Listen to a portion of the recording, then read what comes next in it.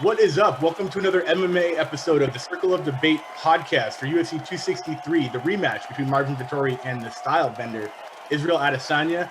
I'm here with another West Coast division of podcasting. I've got the Meridas of Pain, Richard and Alex Meridas from Championship on the Line podcast, and a very special guest. Very honored to have prestigious, legendary coach Rage Ing from EYR, Engage Your Rage, Fight Systems, and Black House MMA. If you're not an MMA fan and you've never heard of Black House, then you need to check yourself because they are one of the best in the history of the world. Yeah. Off the top of my head, I can name like 10 fighters that come out of there, but that's not what this show's about right now. It's a prediction show. Basically, we have a Tapology contest that goes on, and next week after the event has occurred, we find out who has the highest score based on predictions and whether or not I get to keep my reigning, defending championship technology title. All right. How you guys doing? I'm awesome. Fantastic. Good. Awesome. Good. Glad to be here. Cool. All right. So we got a 5-card main event, or a five-fight main card pay-per-view. One of the more interesting things about it is that there is a non-championship, non-main event, almost gentleman's agreement, 5-round fight between Nate Diaz and Leon Edwards. I can't wait to talk about that. We are using a 1 minute per round system, so everybody gets 1 minute to talk about their predictions for each card. And I'm going to pull up the graphic with the odds. And let's start with Richard. You get to go first, my friend.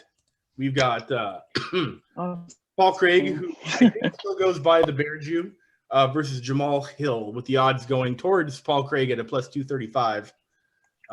And Jamal Hill at a negative 305. What you got, brother? Let me get that clock going. And start. All right. You ready? So, Paul Craig, I'm a big fan of him. He comes with that aggressive style. He's just that never, die attitude. But versus Hill, who's a prospect, also, he's a Dana White Contender Series prospect of 8-0, 4 knockouts. He's coming, guns blazing. It would have been, I think wins were overturned recently because he tested positive for marijuana, unfortunately. So that kind of got me a little worried. Hopefully he's, the straight edge and continues, because Hill really could be a top prospect. But failing that drug test, now, you take a win out of your record, and now, you might backpedal a little bit. But versus Craig, if he wins and defeats Paul Craig, this is a big push for him. Paul Craig is no slouch. I mean, before he went to UFC, all of those 14 wins are by submission artist. Craig, I think Craig needs to win this fight.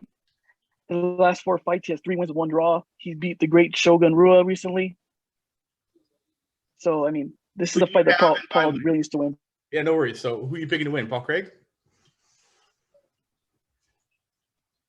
Did he freeze for everyone but me? Yeah, he froze. All right, sweet. Glacier. Froze. I think you said Paul Craig. You said the Bear Jew, buddy? Yes. All right, cool, man. What round? Yeah, Paul Craig got by submission. What round? Ooh, I'm gonna go second round. Awesome. I love that. All right, next fight we got is Damian Maia versus Belal Muhammad. This fight was promised to Belal after he did not get that rematch with Leon Edwards. I think this was like a paycheck makeup for him. And your prediction starts right now. Yeah. So for this fight, I'm gonna go with the young, hungry up-and-comer right now, Belal Muhammad. His last loss was with no contest with the eye poke. I was very worried watching that fight. I thought for a second his eye was gone, which was horrific, reaction. But I'm glad he's back. He's coming with 18-3 record overall. One thing that I saw in his record for statistics, he's never been submitted. And that gets me, thinking, okay, he's fighting Damian Maia. We know he's accomplished in the jiu-jitsu world, an accomplished, jiu-jitsu fighter. And, he's coming off some, his last 7 bouts, he has 3 wins and 4 losses. But if you look at those 4 losses, not versus slouch. He lost for the championship bout. He lost versus Covington or Usman. His last win was versus Ben Askren. Maia's in this point where he's beating guys, but maybe not the the top 5 guys, or maybe the champions, but in this, it's a fun fight. I'm gonna pick Muhammad, but I'll pick Muhammad by decision. Yeah, that's awesome. Yeah, I love that. I love that for sure. Bilal is definitely a grinder, man. He's been in for a minute. Oh man, we're already on to the big dogs. Leon Rocky Edwards versus Nate.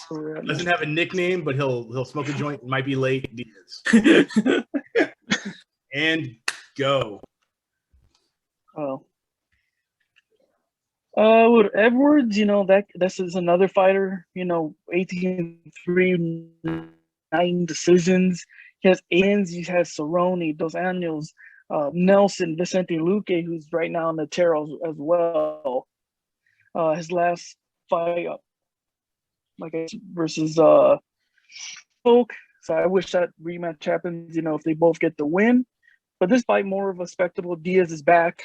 When you hear Diaz, everyone wants to buy pay-per-view right away. So this is a big opportunity for Edwards to win. Edwards really needs to win his bout to, get close to that championship bout. Diaz, at this point, he'll come and go. It's more of like a spectacle. You see Diaz and, he has that name and you want to buy the fight. But does Diaz want to be a champion? Does he want to be a top 5 contender? He could be if he beats Edwards. And Diaz does have a chance. But for my pick, I'm going to pick Edwards right now. And I think he's going to win by decision. Nice.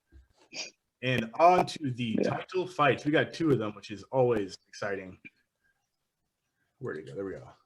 Davidson Figueiredo, the man, in an immediate rematch against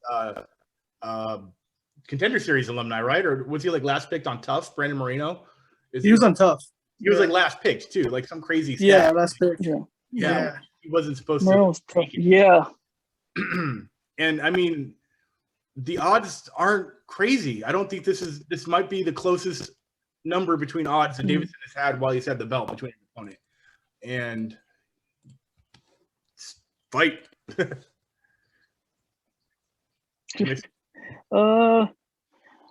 With Moreno, and Figueiredo, Figueiredo has 20 wins with 1 loss. He's been beating guys. He's beaten Benes twice. He's beaten Perez. He's beaten Elliott. He's been Fariz. With this fight with Moreno, he was in a different space. He's got into deep waters and he was tested. And we saw what kind of fighter he was, and he did enough to get the win. With Moreno, that guy's always facing adversity, like you just mentioned.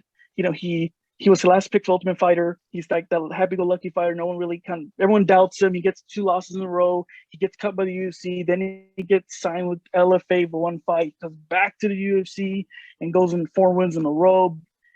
That guy has a never die attitude. But with Figueiredo is such a calculated fighter. He's the kind of guy that's going to come back stronger and better. And he's not going to let that happen again. So saying that, I'm going to say Figueiredo's going to win. And I think he'll win by knockout in the 3rd round, possibly. I would say 3rd or 4th round knockout. Okay, so you literally are saying you have Moreno by TKO or KO in the 3rd round? Figueiredo. Oh, Figueiredo, my bad. Yeah, okay, around there. It skipped a little bit. I was like, that is a baller move. You should put real money down on prediction. No. It'd be cool if Moreno wins, but I think Figueiredo. That'd be sick. And then our main event, man. You never know. Moreno has a good chance. Yeah, he did very well the first time for sure. Main event, the rematch. Israel, Italy versus New Zealand. What is up, dude? Go for it. Yeah.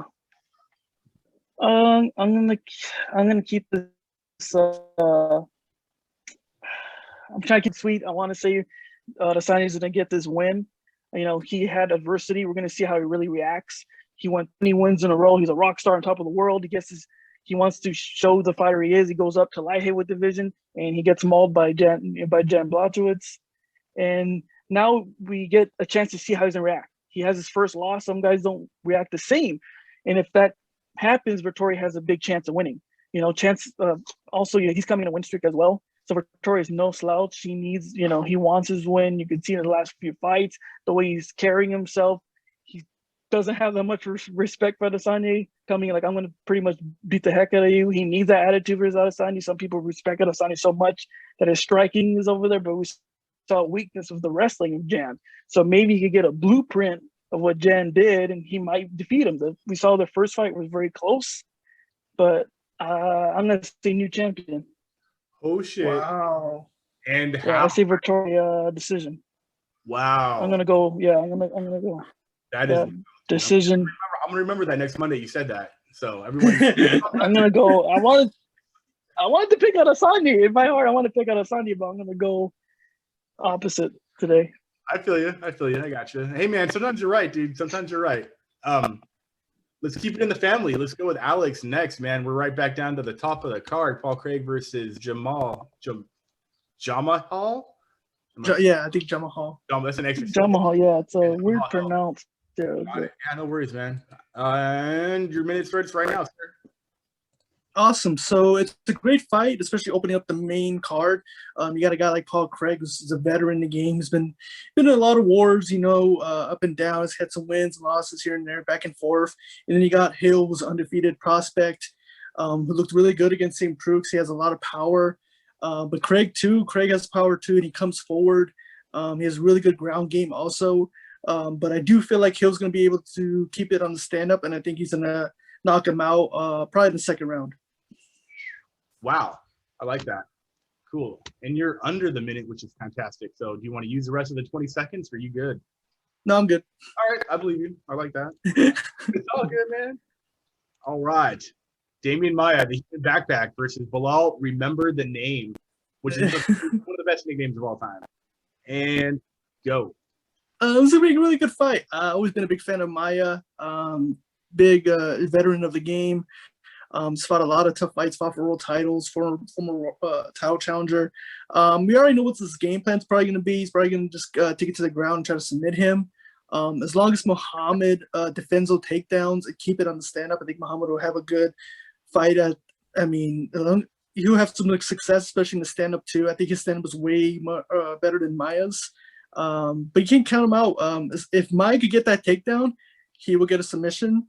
But if he doesn't, I think Muhammad will win on the stand-up. So I'm going to go with Muhammad.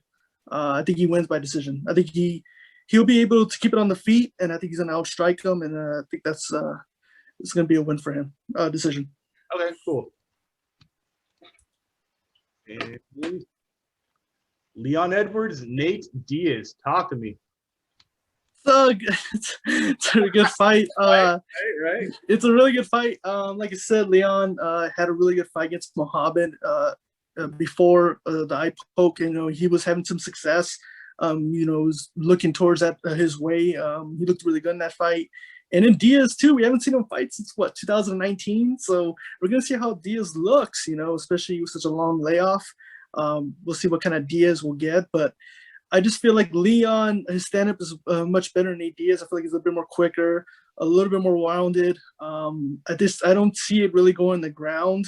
I just see it's going to be more of a stand-up fight, and I feel like Leon's stand-up is much better than Diaz, a bit more faster, precise. So I'm going to go with, I'll go with Edwards on decision. Nice. I like that.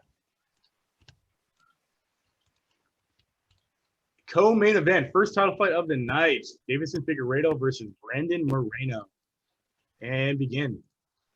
This is gonna be it's such a tough one. It's whoever is on or just whoever shows up in ready to come fight, because the first one was so close. I feel like Moreno did enough to win the first fight.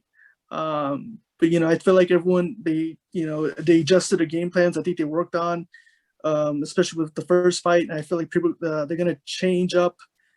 I don't think they're going to change up a lot of their game plans. I think they're going to go in there and just strike and see who gets knocked out first, especially Figueiredo. But I see Figueiredo I think Figueiredo's striking is way much better than Moreno's. And I see him because Figueiredo's really good at mixing it up, going late kicks, body. He's really good at mixing it up, and I feel like he'll catch Moreno probably fifth round. So I see him stopping Moreno fifth round. But Moreno's tough too, because Moreno could crack too. Very tough guy. We saw it in the first one, but I feel like Figueiredo wins fifth round TKO. You say fifth round TKO? Yeah. Nice. I like that a lot. And main event, the rematch. And Kumite, here we go. Yeah, this is going to be a good one, especially the first fight was very close. Especially Vittori has gotten so much better since that fight. In Adesanya, we're gonna see how mentally he is. You know, he suffered a loss against Blachowicz, so we're gonna see how mentally he is going into this fight. I do feel like Vettori is his time right now to really go at it, go for, you know, for the win. I feel like mentally he's confident, you know, especially going all the wins. He's been dominating since that first fight of Adesanya. He's been, you know, on a rampage, just beating everyone. But then again, you're fighting Adesanya, who's the best of the best when it comes to, you know, the stand up and everything. And it's going to be, it'll be a decision. I'm going to go with Adesanya in this one. I think he'll do enough to win it this time. Gotcha. All right. And I'm going to go next because I want to save our guest for last because I think that just seems respectful. So I'm going to reset it back down to me. Hell yeah. All right. Man, this Paul Craig jumped Jamahal Hill. I'm sorry, sir. You know, Jamahal, yeah. It's a syllable. It's my fault. Paul Craig is crafty. We've seen a lot of fights where he is not winning by a landslide, and he just pulls something out like a triangle choke at 4:59 of the first or fifth round. You know, he can come back from adversity and still get the finish, but he seems to always be in the face of adversity. And Jamahal Hill, every fight he's won has been almost by finish, and every fight Paul Craig has lost has almost always been by finish. So it's a smart thing to think that the young, exciting Jamahal Hill would win this, or Paul Craig can outsmart him. So with the way the odds are in the records, I'm picking Hill by TKO in round 2. I think that we're not going to see Paul Craig find that crafty sub late in the fight. I think he's going to get taken out, maybe even first round, but I'm going to put second round down on the records. Damian Maia and Belal Muhammad. The only reason I know that they did not give Belal the rematch with Leon was because they were probably already working on the Leon-Nate Diaz fight if Leon had won that fight. Obviously, no one saw a no contest or a DQ show up, so they decided that, hey, there's definitely more money in Leon versus Nate. There's more money with Nate versus anyone. So they definitely just gave that to Nate and Damian and said, hey, what, Belal, we'll give you Damian Maia. We'll make it up to you. And hey, maybe if whoever the winner of this fight gets to fight the winner of Leon versus Nate Diaz. I think Leon and Damian may have fought. I could be wrong. But I would definitely love to see the rematch between Belal and Leon, or even Nate and Belal. That would be fantastic. I think Belal decision as well. I think that he's smart enough not to get taken down, but we've seen that with every match that Damian's won by submission. So it's going to be tricky. It's going to be a lot of work for Belal, but I'm still going to pick him by unanimous decision. This fucking fight, man. Holy shit. Man.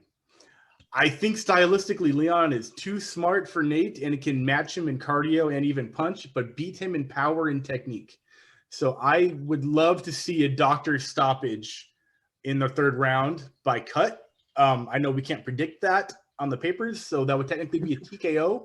So I'm going to go with Leon Edwards TKO by round 3, mostly just because I have to pick someone to win. And I like Leon just a little bit more than Nate. And that's pretty much it. Like, I hope he hits him up with that 3-piece and a soda. That'd be fantastic. Seeing Nate bleed after the ref points at him is always hilarious. Like one of the quickest bleeders since Forrest Griffin in the history of MMA, for sure. Title fights, man. Holy shit, too. If Brandon Moreno had won that first fight, I would not have been mad at the scorecards. I think it was round 2 or 3 where Davidson was backing up. He was tagged a few times in a couple of combos, and he was backing up. And I think they even did a sign of respect or a good job type of deal that they do when they kind of are a little impressed with each other. But it's also the winner who doesn't have to change anything in their game plan for a rematch. But I think for Davison to have a more effective game plan this time, he has to change a lot, even though he won the first fight. He didn't win it by much. Where Brandon knows where he was winning the fight in his mind. And I think that if he just turns that up a little bit, he might get it done, and he might get it done early. He might surprise him. I'm glad I'm not putting money down, but I'm going to be a bit of a contrarian. I'm going to pick Moreno round 2 and new. Ooh, wow. It's because it's what I want to see. I love Davis. Yeah. Awesome. But the story of Brandon winning this would be so fantastic that I would love to be right. With the timer going off, I'm probably going to be wrong. You'll see it on the cards. I'm going to get it wrong, but if I'm right, man, that'd be sweet. And the main event, holy shit. It's hard to tell how much each one of them have improved from their original fight. Pardon me. As far as compared to each other, like which one of them have improved more since they fought. Israel's style is sort of set a little bit, but he's also technically new to MMA, kind of. You know, he was a 1002 kickboxing champion, where Marvin Vettori, I think, comes from maybe boxing or not like the kickboxing experience at least Izzy had. Both sort of been on tears. Obviously, Izzy lost his last fight via wrestling. Marvin, in his interview with Bisping and them, said that he was going to, I saw the game plan. I'm going to take you down, shit like that. Usually when someone tells you the game plan, they're doing the opposite. And I still don't think standing with Izzy is smart. But I can see him being hubris enough to try it. Yeah. I still think Izzy is the style bender for a reason, though. So I still think decision by Izzy, with mostly a foot fight, with maybe some failed takedown attempts. But that was my decision, or my prediction is Izzy by decision. All right. We had to save the best for last because this man can single-handedly beat the shit out of all three of us at the same time, like he's Chuck Liddell knocking out drunk British dudes in that pub story from years ago. Which I still want to hear Chuck's side of that story. I think everyone's told their side of that story but Chuck. But I'm going to let the man over here, Coach Rage, take it over. We've got the first fights. Let me delete those so it shows right back up. Paul Craig versus Jamal Hill, and go for it. Okay, cool. So first, let me say thank you for having me. It's a pleasure to be here. I'm going to have a slightly different perspective on most of these fights. I'm looking at it with a trained technical eye, and I actually know some of the fighters personally, and I know their coaches personally. So not to be a dick that name drops, I hope it doesn't come across that way. I hope it just adds some flavor and some interest. And, I'm turning the clock. I'm turning the timer up for you. You can take as much time as you want to on each awesome one. Yeah, because awesome. Okay, so intelligence. So this the first fight here, Jamal Hill and Paul Craig. Looking at Hill, the Contender Series fight and his first couple fights, he has some glaring holes in his technique. He gets sloppy, he gets crazy. He did well against OSP, mostly because he's a southpaw, and I think OSP is past his prime. Paul Craig, incredibly durable, crafty. So I see this fight going the distance, with Paul Craig winning by decision. Or actually, I'm going to change that. I think Paul Craig wins late round 3 by ground and pound.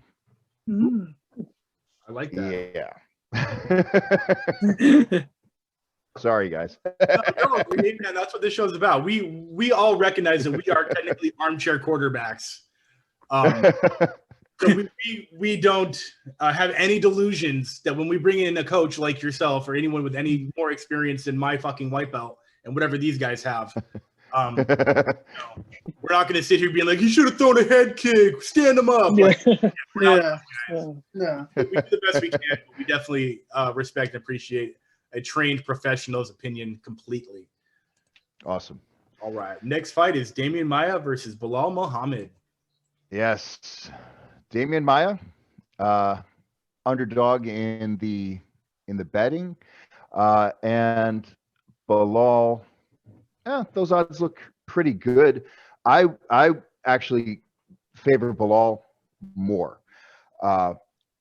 Bilal's takedown defense, wrestling and counter wrestling are his bread and butter, and he's incredibly strong. I don't see Maya being able to initiate a takedown to play his game, which is jiu-jitsu. He's arguably one of the best jiu-jitsu fighters in MMA. The other thing about Maya is, what is he, 97, 98? I mean, he's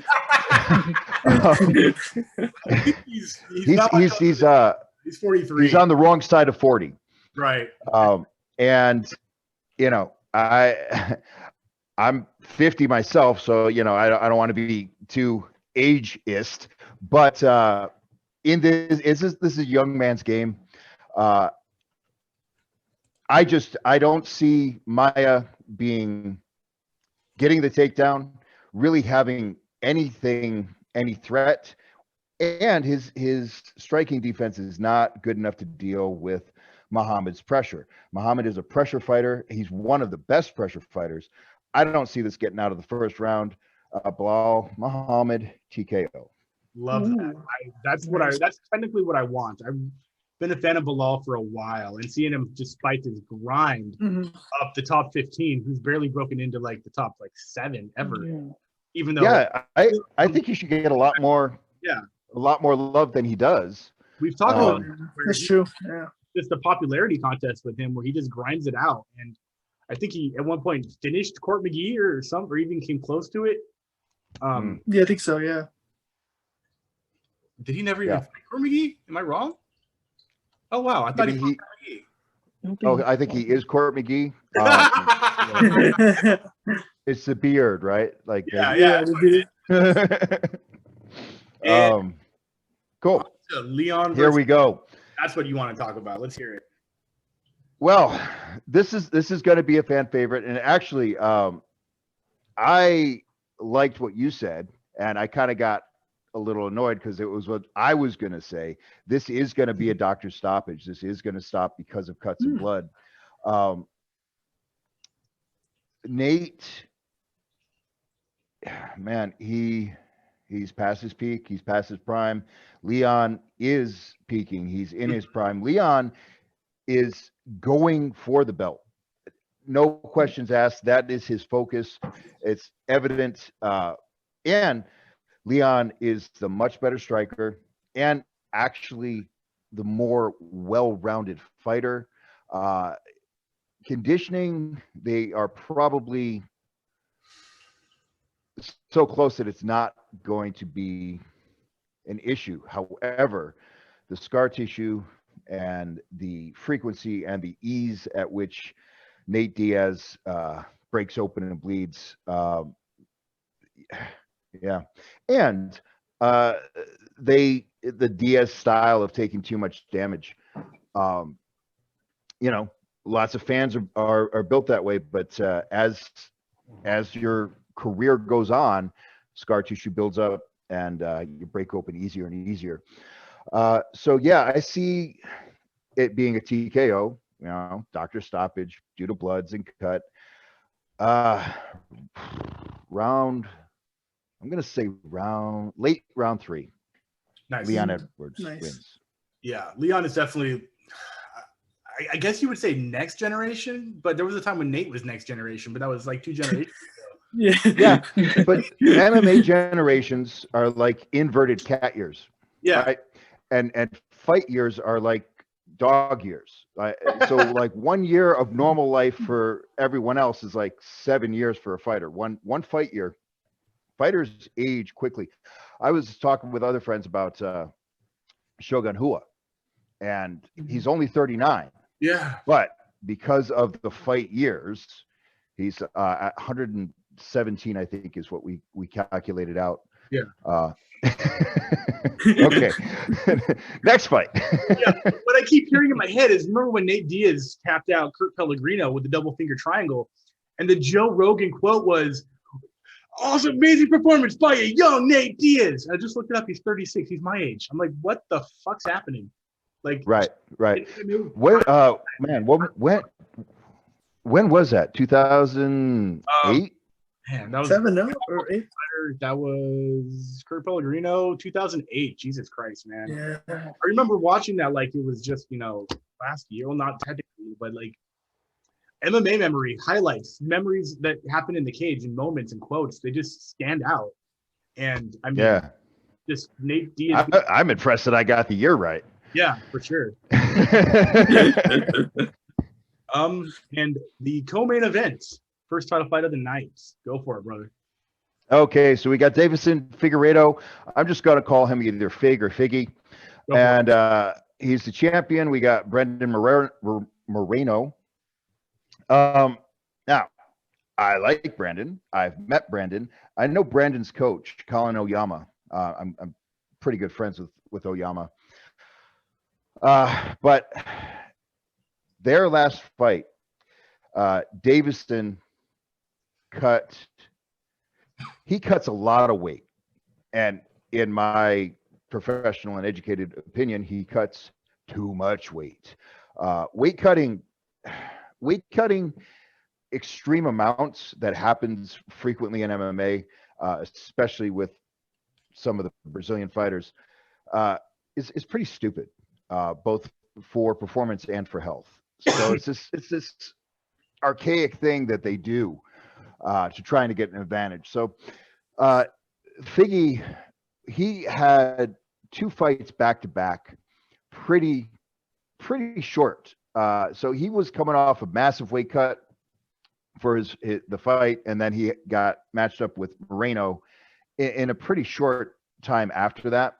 And I believe that the weight cut is what caused Figgy to underperform. Now, Moreno did great in that fight, but Davison was not performing the way he had in his previous 2 fights. So given that Davison has a full camp, he's going to have a fine weight cut.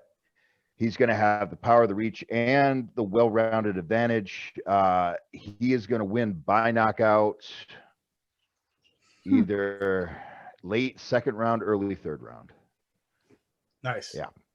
So basically, the 2 fights that Davison had, I have the dates. That were very close. They were so close together. I think it was the closest. The shortest distance between title fights a defending champion has ever had, which was from November 21st to December 12th of last 2020. Okay. He took almost no damage in that Perez fight. It was a guillotine in 2 minutes. Obviously, so he can clinically compete pretty quickly physically. The damage and the what's that word I'm looking for? The Ken Shamrock used to use. Detrimental would be the 2 weight cuts within those 2 weeks also. So full camp, healthy, hopefully, Figueiredo is much more dangerous than we saw in probably both of those 2 fights. And that's the math that we're using, which is so fucking logical that I love that you're here. Because like you said, it is archaic. It's an old school thing where being the bigger fighter means you always win. And that may have been or may still be true in collegiate wrestling, freestyle, and Greco. I know one of the Maris brothers has a couple of titles. But in MMA, it just comes down to, at this point, skill and technique, and then cardio. And then, I mean, that weight cut can really fuck you up. Yeah. And if I'm remembering the statistics right, there were 24 fights last year where people did not make weight and the fight still happened. And 21 of those fights ended with the heavier fighter winning. And it's not that they were heavier, therefore they had the advantage. As our wrestling coach, Kenny Johnson, says, they didn't have to go to hell. When you're cutting weight, the last couple pounds, the last 3, 4, 5 pounds, takes you to hell. Takes you to a point where you want to die, you feel like you're dying, and you kind of almost are dying. So it's that trip to hell that cost the people who didn't cheat, cost them the W. Okay, sorry. No, you're good. The buzzword in that sentence is, I mean, technically it is under commissions legal cheating. I know that It's Andy Foster or Chris Foster from CSAC, the California State Athletic Commission, is trying to find happy mediums that still allow weight cutting, but they're within certain percentages. Like you have to weigh in within 10% of what your fight weight is, or at your weight at fight night is. Do you think that besides just getting rid of it completely and just weighing in what you weigh in and fighting at what you fight at being the same number, are there healthier methods to keeping weight cutting relevant, or do you think it should just be abolished, or even more weight classes? I'm a licensed professional trainer with CSAC, and I feel that they're doing a reasonably good job. Unless you compare it to other commissions, then they're doing a fucking great job. How are they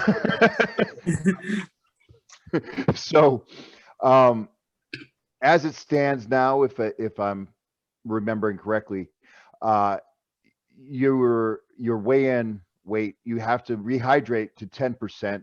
You can't be more than 10% above or below your weigh-in weight. They also do specific gravity hydration tests to make sure that you're not too dehydrated to compete safely. So I like what CSAC is doing, but I like what One FC over in Singapore does. And I think really we should eliminate, in MMA, I think we should eliminate weight cutting altogether. Make it, you're contracted to fight at a weight. And the way I would do it is have them weigh in 3 days consecutively and be at the same weight all 3 days. Is that a same day weigh-in, like 2 days and then the fight day weigh-in? Yep. Oh yeah. Yep. And people, here's the other thing. People say, oh, well, then you have the problem of people not making weight, and then you have fights canceled. And you know how many people miss weight in collegiate wrestling? Almost no one.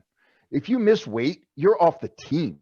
If you're off the team, the vast majority of wrestlers are there on scholarship.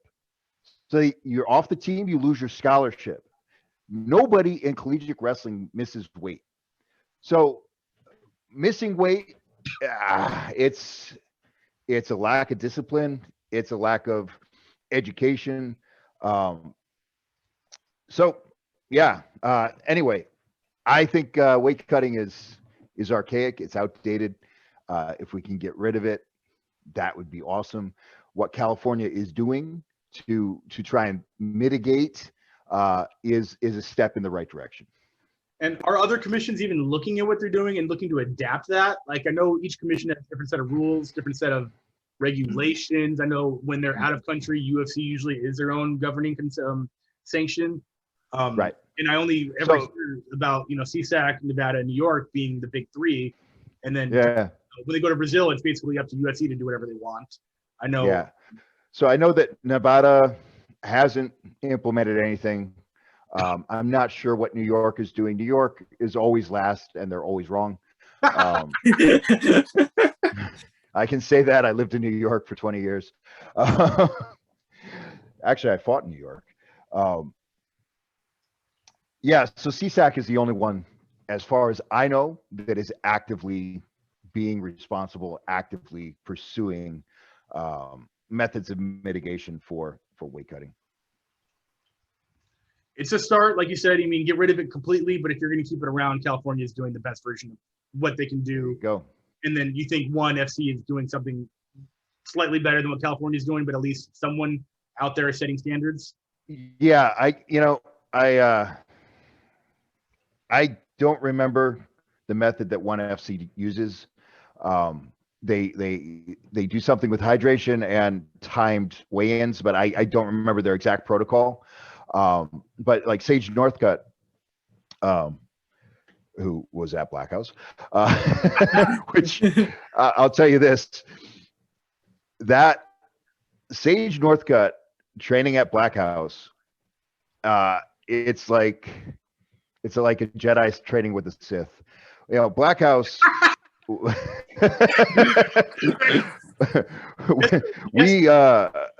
We're gritty. we're tough. We are violent. And Sage is awesome. I mean, he's just a complete gentleman.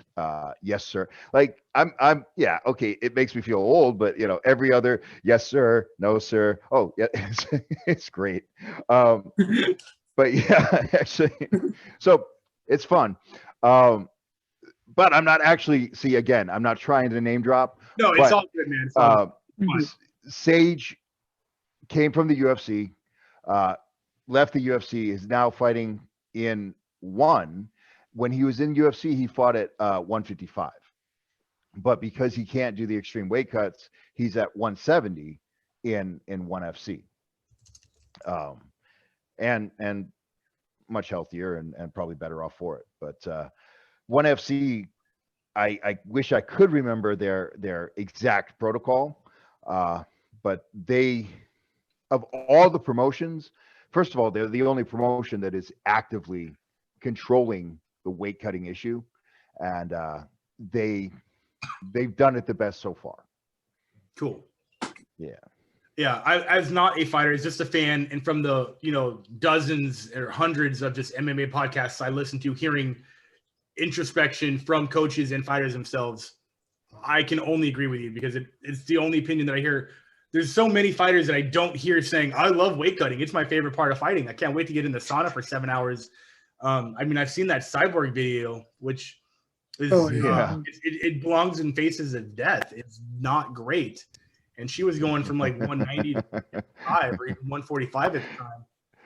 I get the Faces of Death reference because I'm in my 30s, but I'm not sure. Through the internet, we had to hunt down VHS tapes, which were these little black. So yeah. Hopefully, you didn't know there was a section behind the porn section. Yeah. There's the black curtain. Man, I remember VHS tapes, man. Don't even worry about it. Those were hardcore. But that is for sure. I mean, I worked at a video store.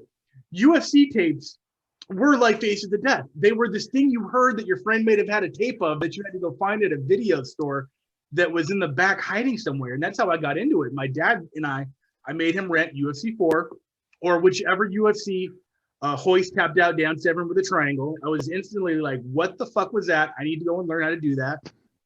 And that was basically, in short, my beginning in watching the sport. So go watch old UFCs for sure.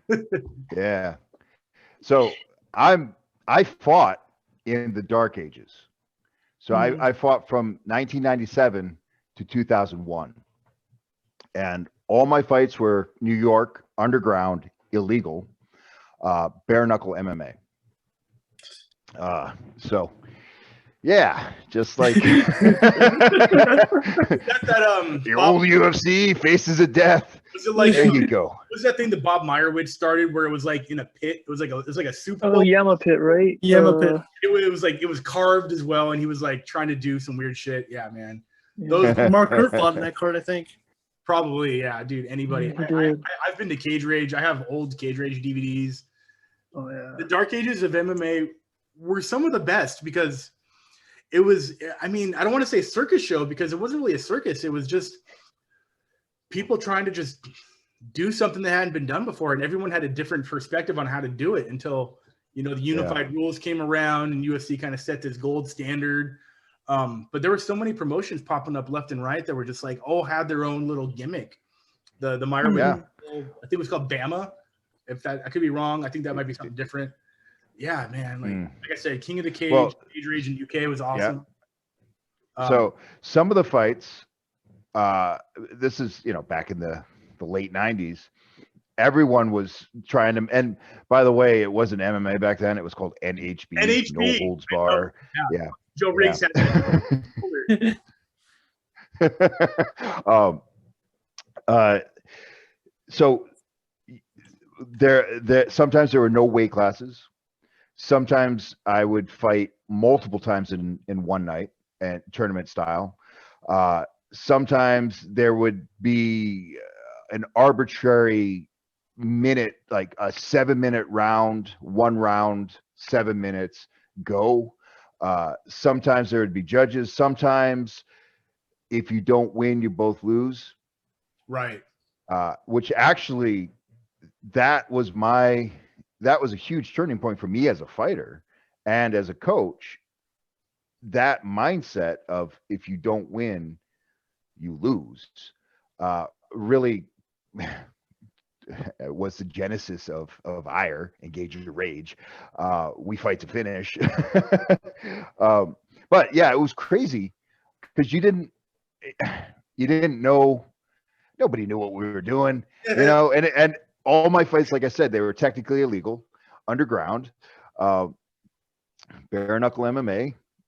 Sometimes you had weight classes, sometimes you'd fight twice in a month, sometimes you fight 3 times in one night, sometimes you'd actually get a reasonable training camp, but we didn't have teams or so it's like you'd run to the boxing gym and then you'd go do your Brazilian jiu-jitsu or whatever it was, just kind of piecemealed everything together. So all right, that's enough of Grandpa talking about the glory days. No, that's awesome. As a fan, that's where I grew up cutting my teeth as a fan watching. So I love hearing golden age. I love it.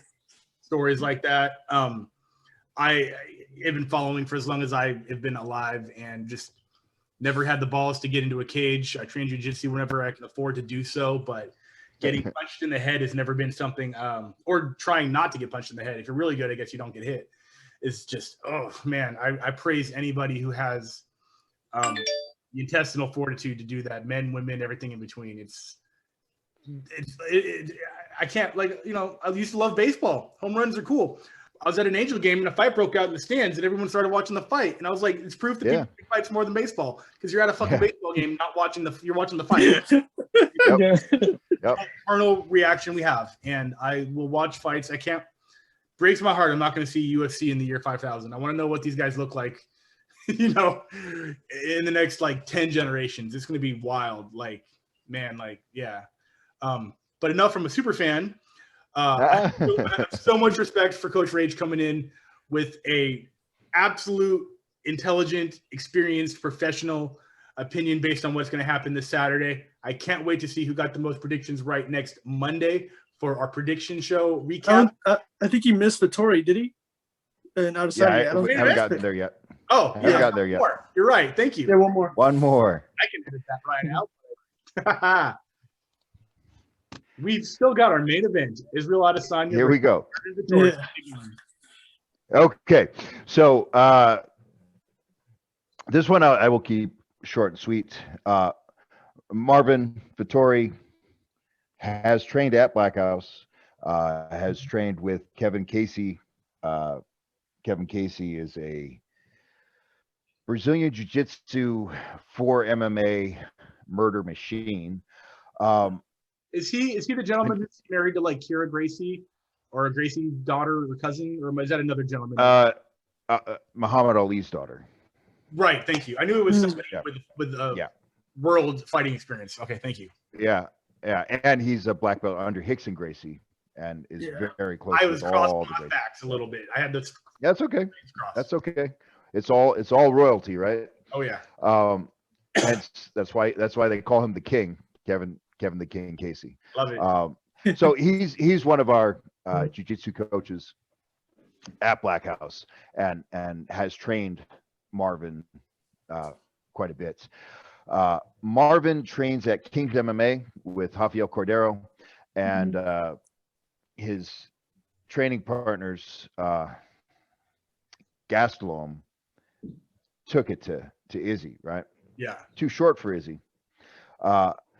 Jan wrote the script, showed the blueprint, showed everyone how to beat Izzy. And it's not just wrestling or takedowns. It's specifically transitioning through your striking into your takedowns. And Jan showed how it was done and how easy it is to do. And Marvin is going to do that to Izzy, and is going to win in late round 3 head and arm choke. Ooh. And new. Specifically, and I love that. Wow. That is very specific, and I completely understand Yeah, in the John fight, I mean, again, I'm not trying to be an armchair quarterback. That maneuver and sequence of events seemed like it could have been realistic. Obviously, John knew something I don't know, and that's why the fight didn't end that way. But if he gets into those very similar positions with a focus on submissions before, then yeah, that doesn't seem completely wild at all from those positions for sure. He just has to get there, which, you know, Marvin's not as big as John for sure. So the reason Izzy had so much trouble with Gastelum is because of the shoot the box style that Master Cordero teaches. They are pressure and pocket heavy. They get in the pocket, they stay in the pocket, and they will stand and bang and trade. So that constant forward pressure, Izzy's not great at handling it. Marvin is taller, bigger, and probably stronger than Gastelum. But, you know, it's like breaking the 4-minute mile. It's impossible to do until somebody does it, and then everyone starts doing it. Izzy also, if he has chinks in his armor, it's in his mental space. All the bravado and bluster is there to hide the flaws and insecurities in his makeup. So my prediction, Marvin is going to take a page out of Jan's book. He's going to punch through, step through on the striking, into the takedowns, transition straight in, get top position, do some ground and pound, and then eventually get the head and arm choke. I love that so much. I kind of want that to happen, not just because I like Izzy. You know, I have no reason to root for him to lose, but because that prediction is so awesome, if it's accurate, it's going to be even better. I have been wrong before. Yeah, I definitely have. And then also that would lead to the first Italian UFC champion ever. I mean, I can't even name more than one or two other, besides like Alessio Sakara from the Golden Age. I think there's a female fighting in UFC right now that's Italian. She's got like a bunch of crazy serial killer tattoos. I forget. Yeah. She got like had a couple drug arrests and arrest warrants in Italy. That particular female fighter does? Yes, yeah. Oh. She and her boyfriend, and yeah, you can find it. I think Bloody Elbow wrote an article about her, but yeah, she actually has she can't go back to Italy. I was thinking of Amir Corsani, the guy that was crazy. Now I can formally wrap up the show because I didn't get ahead of myself with excitement this time. I appreciate all of you guys coming out. You can find Championship on the Line podcast on YouTube and Instagram. Coach Rage, what have you got? You have your social media, you have a merch website where they can find you, sign up for lessons. Tell us what you got going on. Awesome.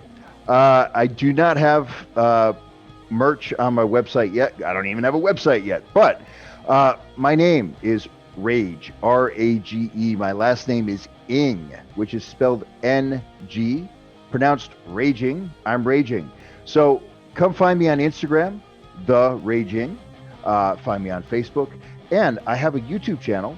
If you just search R-A-G-E space N-G, you'll find my shit. So look forward to meeting y'all. Awesome. I will drop all of our links down below, so feel free to like, comment, subscribe, hit that notification bell, stay notified. And I've been Chris from Circle of Debate Podcast. Thank you guys for coming out. I can't wait to see who's right and who is less than correct.